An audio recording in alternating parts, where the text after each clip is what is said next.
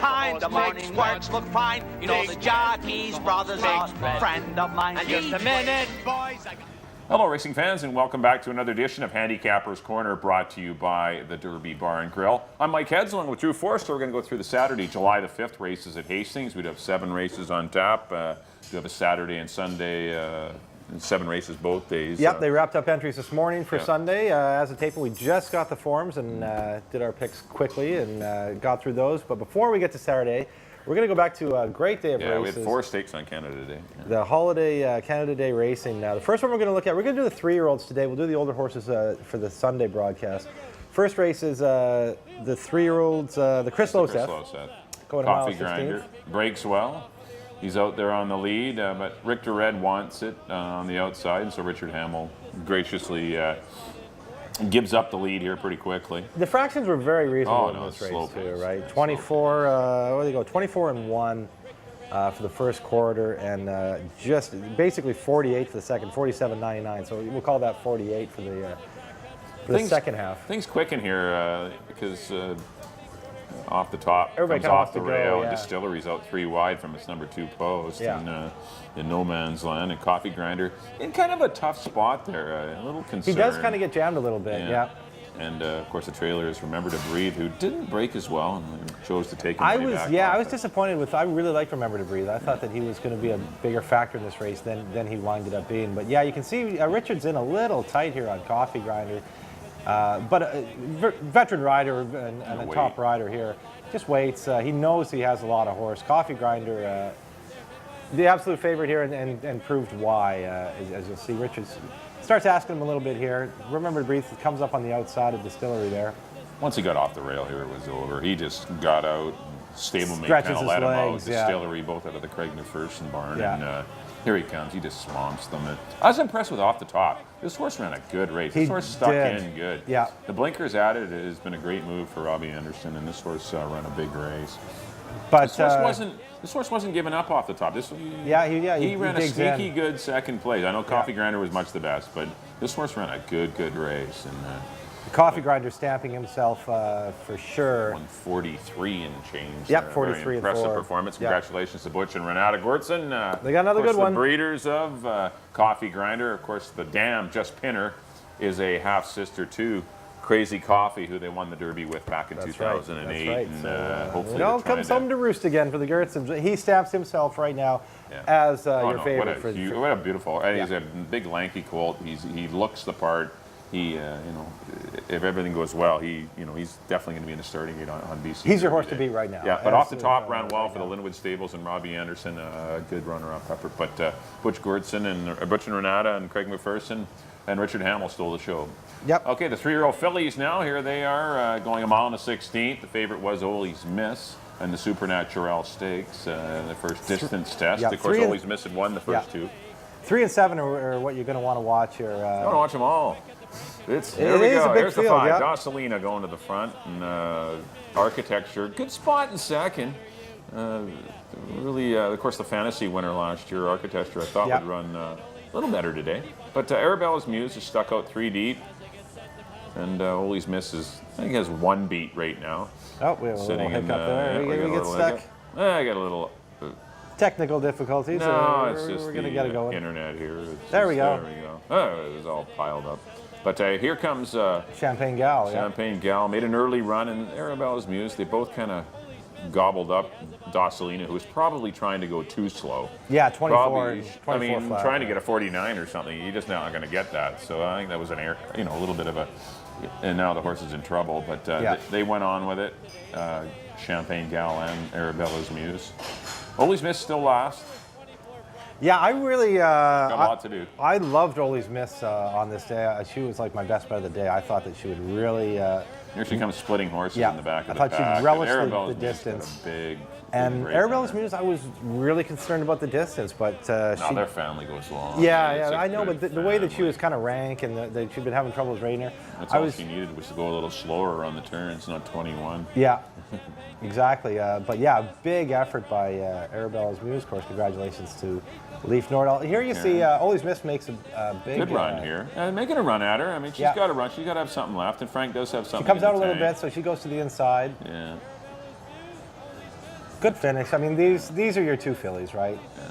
They could be trading. Architecture got up for third over Docilina. That was close. But those two fillies, they've stamped themselves as the top two right now. Arabella's Music. Congratulations, Karen and Leaf Nordell. Yep. And trainer Mike Anderson, of course, nicely ridden by Frank Fuentes. But always missed, didn't lose any credibility with the runner-up effort. The circumstances kind of got If they go a little She's had quicker up front, season. if they go a little quicker up front, always miss probably a little bit closer. All right, let's get to the Saturday action. First of 7 on the program. We have 6 $16,000 3-year-olds going 6.5 furlongs. First half of your early double, first leg of your early pick 4.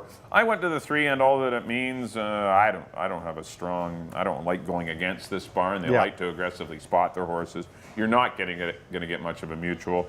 But you get leading, Amadeo Perez, him and Richard Hamill battling for leading rider. They kind of interchange every day, it seems. But Amadeo aboard and got a pretty live one here. Richard Hamill seems to have the second livest horse, and the 6th horse, Burnaby Baron. Going to go in blinkers. I don't know if it's going to help. Going 6.5 furlongs, we'll see. But this horse is I don't know, it just hasn't found his legs yet this year, although the allowance level down for 16.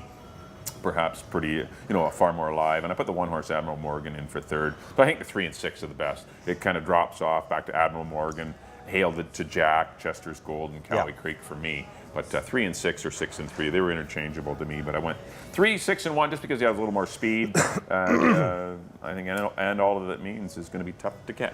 3, 6, 1. I got the same horses. I jumbled around a little. I went with Burnaby Baron on top. I keep expecting more from this horse. He's well bred. He's bred for the distance out of a Rockport Harbor of an Artex mare for our good friend Praven Sorensen. Maybe Richard Hamill get a little bit more out of him. I don't know. I just worry about the speed. The horse has no speed. Yeah. He's going to be laying in the back of the pack in a paceless race. Yeah, so he's going to be. That's the tough part. It's going to be a trouble for him. But just I keep waiting, for him to wake up. Maybe this level does it for him. I put Admiral Morgan in the 2nd spot. I thought. If he can go back to that race he ran for 16 earlier in the year, where he ran second to a very nice Jordan's Quest. Mm-hmm. So he's in the mix too, and of course all that it means I put in the 3rd spot. I just jumbled around, same horses as Mike, but I think those are your 3 horses. I went 6, 1, and 3 in the 1st. On to the 2nd, fillies and mares, claiming 4,000, non-winners of 2. I've gone to your heavy favorite here, Allie's Bobcat. She figures to be favorite in this race. She's been knocking on the door against some tougher horses. Ran into Appreciate the Roses and Lovers there last time. She's won at the distance before.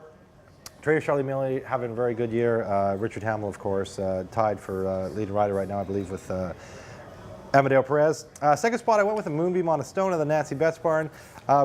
If he can repeat that race 2 back, he might be the kind of controlling speed in this race. When he did break his maiden, it was a slow time, but I have to put somebody in the 2nd spot. Yeah. I think after Allie's Bobcat, it kind of falls apart a little bit. I put 2 Trees, another not the quickest horse out of the John Snow barn, but fits well in the in this non-2 $4,000 category. Bug Girl Corrine Andos takes the call for John. I got 4, 1, and 2 in the 2nd. Yeah, you really have to manufacture something in this race because there's a lot of horses in here that have had a lot of chances to win. And I did go to Allie's Bob. I don't love Allie's Bobcat at all. This horse. Wouldn't be surprised to be, but she's going to be the favorite. She's just a horse. I mean, she just might have found the right group to win. As you mentioned, she did win her lone start last year at this mile on the 16th distance. Looks like she's going to get a bit of speed in here with the 1 Moonbeam on a Stone and the 2 Trees, both having a little bit of pace presence. So there will not be a new track record after this race. I put the 5-horse Triple Witching Hour in for 2nd. This horse goes on Lasix for the first time in its 27-race career, and this horse did win going long last year. I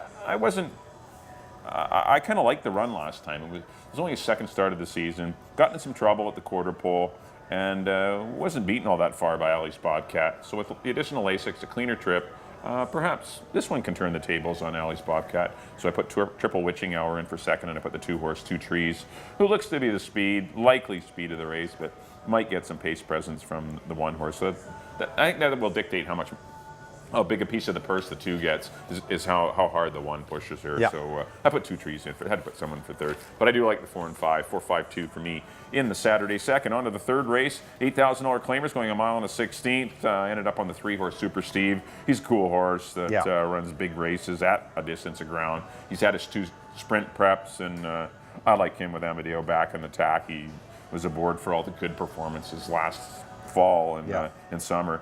So I'm going to go to Super Steve. I put the 5-horse Talk Its Charm with Richard Hamill. That's a big rider change. The horse, of course, did win 2 starts back with hard-working Jason Rodriguez, but with some pace presence in here, perhaps Talkage Charm can win it. I put the 2. He's big time. Who does like the distance? He's had some gait issues of late.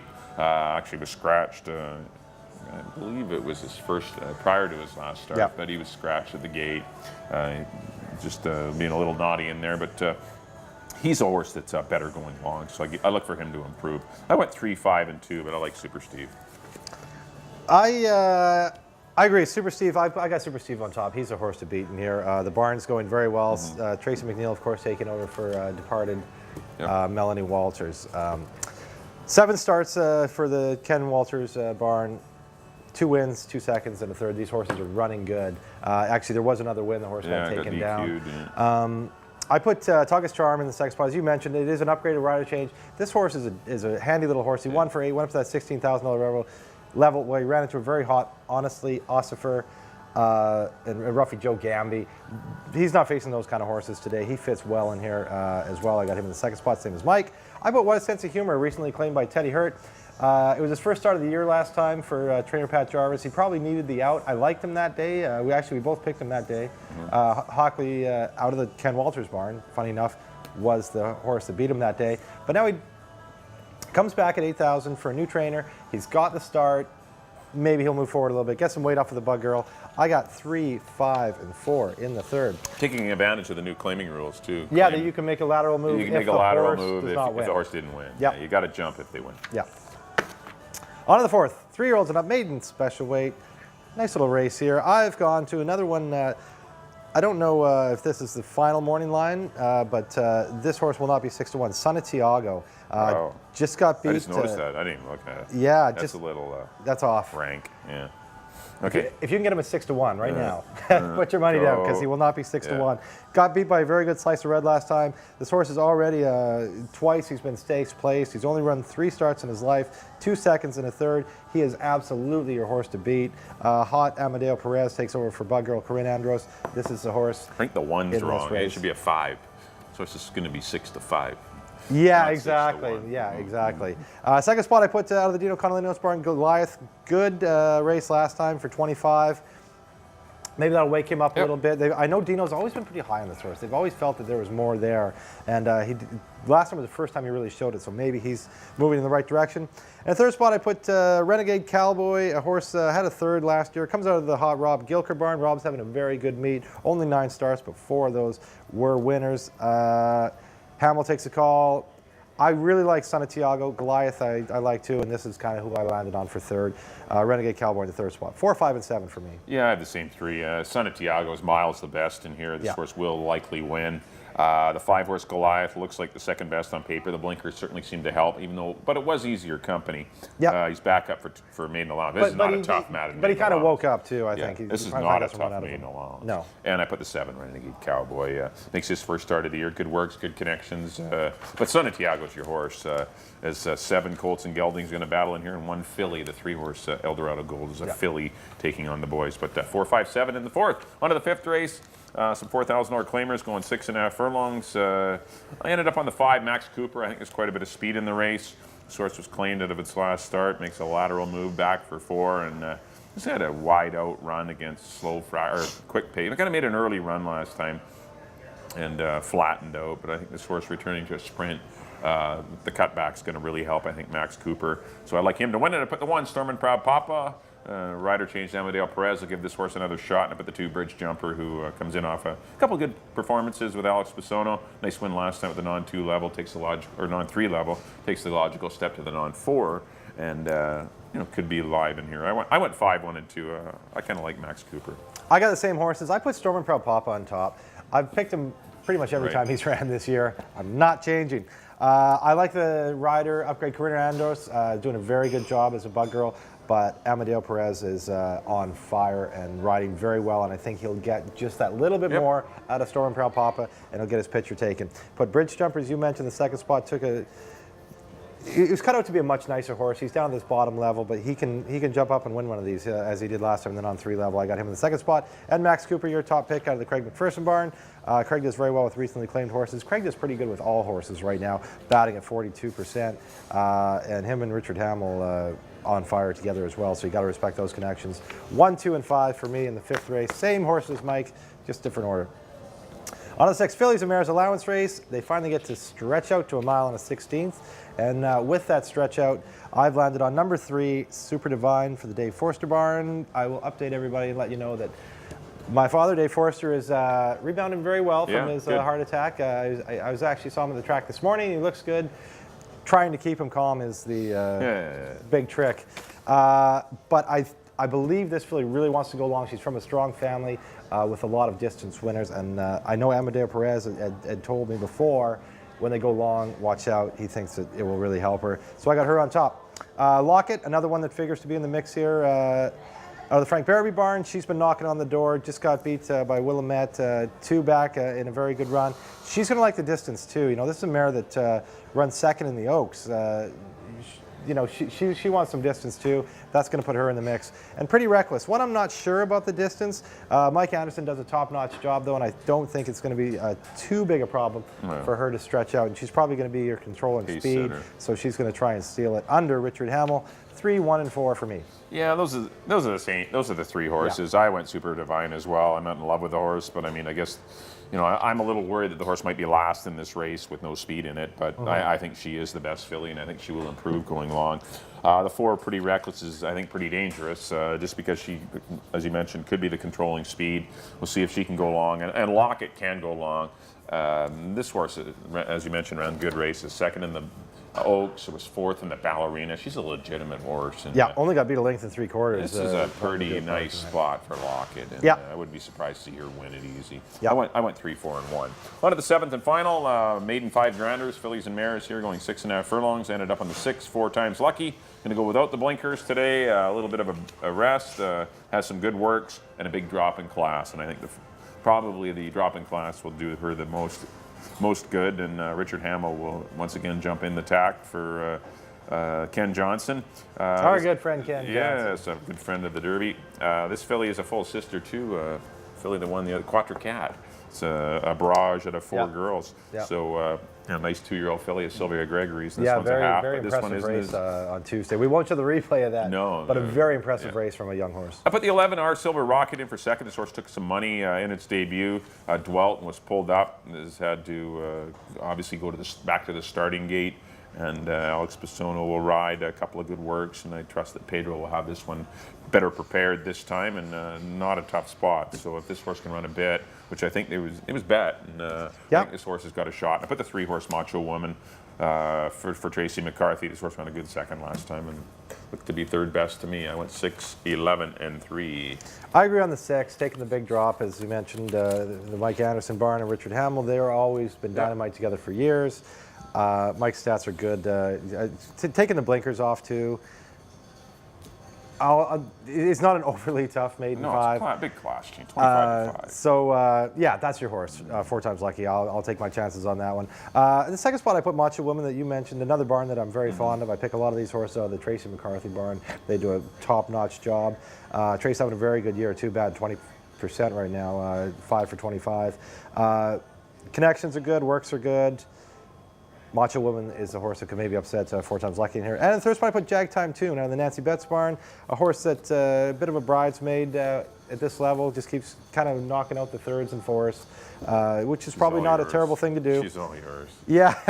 You can have her. I took Amadeo Perez. Yeah, well, there you go. Why not? That's never a bad thing to do. I had to put something in for 3rd. I went with Amadeo Perez. 6, 3, and 7 for me. In the nightcap on Saturday, July 5th. Now, up next on screen will be our picks. Mike, as always, they're up first. We go. Back in race number 1, I went to the 3, and all that it means on the big class drop with the 6, Burnaby Baron, who's also facing easier. 3-6-1 for me in the opener. 4-5-2 with Allie's Bobcat on top in the 2nd race. 4-5-2 for me in the 2nd. 3rd race went to the 3, Super Steve on the stretch out. 3, 5, and 2. Race number 4, the 4, Son of Tiago over the 5, Goliath. And the 7, Renegade Cowboy. Race number 5, I went with the 5. Max Cooper over Storm and Proud Papa and Bridge Jumper, 5, 1, and 2 in the 5th. In the 6th race, the 3, Super Divine over the 4 and 1. And in the 7th and final, I went 6, 11, and 3. Like class dropping number 6, 4 times lucky. And on to me. There we go. There's my picks. In the first, I went with the 6, Burnaby Baron over the 1 and the 3. The second, I agree with Mike on number 4, Alley's Bobcat over the 1 and the 2. I'm with, actually, we got a lot of the same picks today. I'm with you in the third, number 3, Super Steve over the 5 and the 4. In the fourth, number 4, Son of Tiago over the 5 and 7. In the fifth, I went to the 1, Stormin' Proud Papa over the 2 and the 5. In the 6th, number 3, Super Divine over the 1 and the 4. And in the nightcap, again, I'm with Mike on number 6, 4 times lucky over the 3 and the 7. All right, that'll do it for the Saturday, July the 5th edition of Handicapper's Corner. I'd like to thank everyone for tuning in. Hopefully we've enlightened you a little bit, give you a little insight, a little more insight into the horses participating on the Saturday program. Once again, a reminder, racing resumes on Sunday, July the 6th. First race at 1:50, and our show will, in the next show, will include a replay of the older horses. The older horses that we're competing on Canada today, so tune in for that. On behalf of Drew, thanks for joining us here on Handicapper's Corner, and we'll see you next time here at the Derby Bar and Grill. I'm picking Valentine, 'cause on the morning line, the guy's got